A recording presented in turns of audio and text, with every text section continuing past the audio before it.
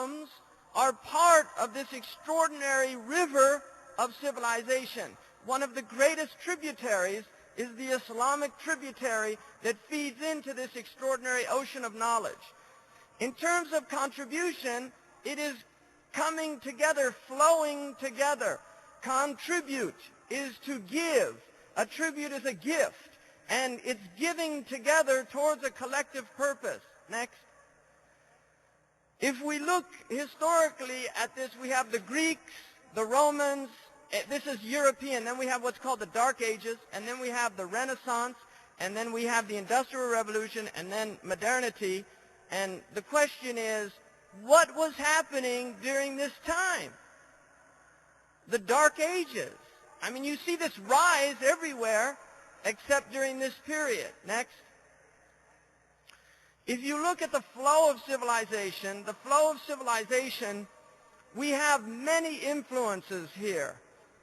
We have, the Muslims were influenced by the Babylonians, by the Indians, by the Greeks, by the Romans, by the Chinese. All of these different, the Sabians, were all influencing them, and they come together, and then from the Muslim world, there's an influence that goes to Europe, to America, and the reason I put the rest of the world is because that's how Europe and America tend to look at everybody else. The rest of the world. You have, for instance, if an airplane goes down somewhere in Africa, they'll say 2 Americans died, 3 British, 1 Australian, and several other nationalities. And you wonder, what were those several other nationalities? That's called the rest of the world. Next. What are the elements of culture? We have several elements that produce a culture. We have architecture and a great diversity of architecture. Here's Indian, African, and European, astrolabe, science, the transfer of knowledge. We have transportation itself is part of it, and certainly food. Next. If you look at, just for instance, and I start with drinks because we can go without food for quite some time. At least people used to be. Nowadays it's getting more difficult.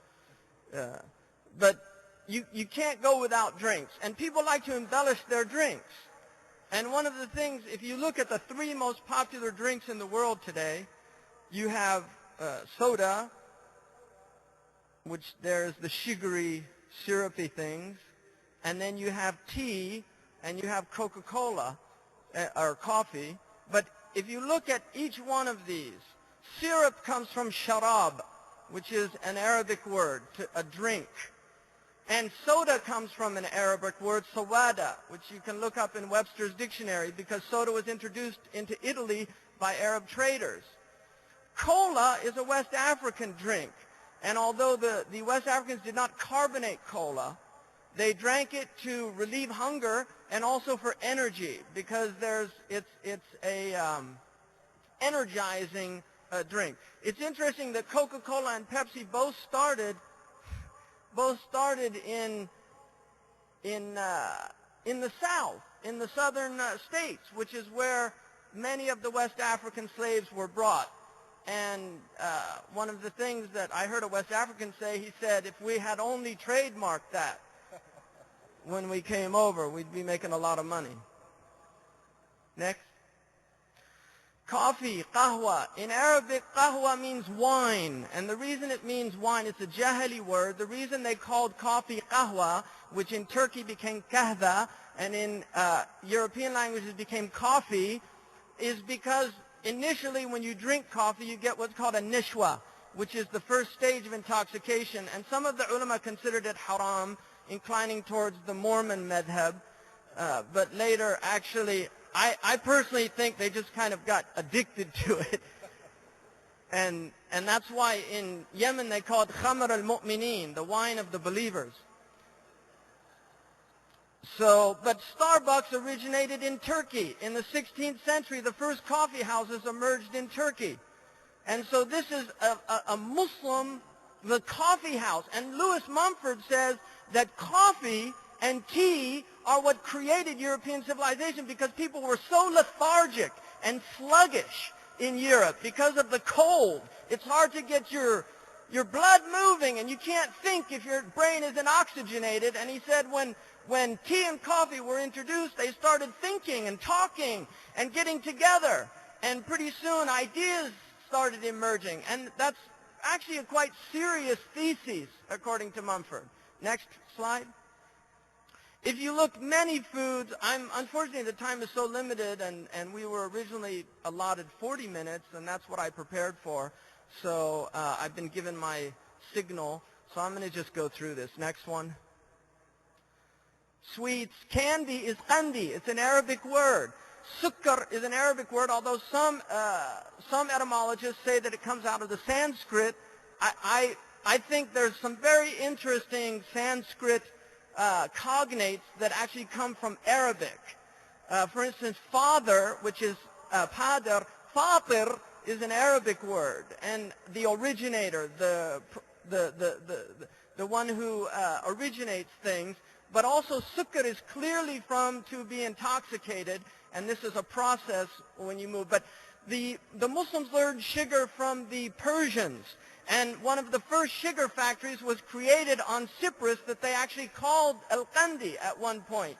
And then candy moves into Europe from the Muslims. Dr. Omar already talked about Anas al-Hamawi, Ernest Hamawi, who invented the ice cream cone, according to some researchers. Others claim it was an Italian, but it's not. Leibniz and Isaac Newton both discovered calculus at the same time, and if calculus could be discovered at the same time, I don't find it unreasonable that an ice cream cone could be also simultaneously discovered. Next. All of these, this is all from the Muslims. Apricots, al-barquq, it's a Muslim word, although the Latins called it praecox, but it's from al-barquq. Eggplant, which is also aubergine, which is called badinjan. It's from a Persian word. Banana is also probably from the Arabic banana, which means fingers. And then cherries, although the Greeks knew cherries were largely introduced into Europe through Spain.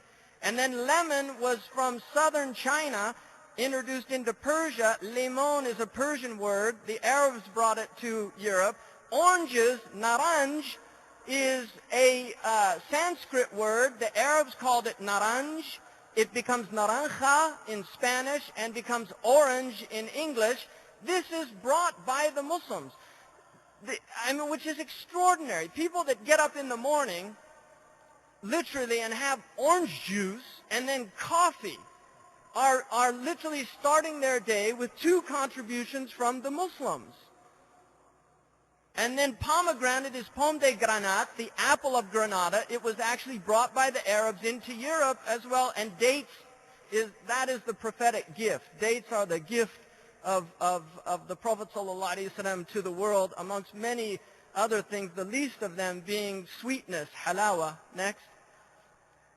Music, the guitar was invented in Morocco. And guitarra morisca, they called it guitarra morisca, the Moorish guitar. And you can see here a Muslim jamming with a Christian, and it's very clear that the Christian is looking at him saying, whoa, how'd you do that? I mean, he's like, let me learn that riff. You can tell he's following him. That's what musicians do. It's well known. I mean, Bob Dylan was notorious for bringing musicians on that had never played with him, and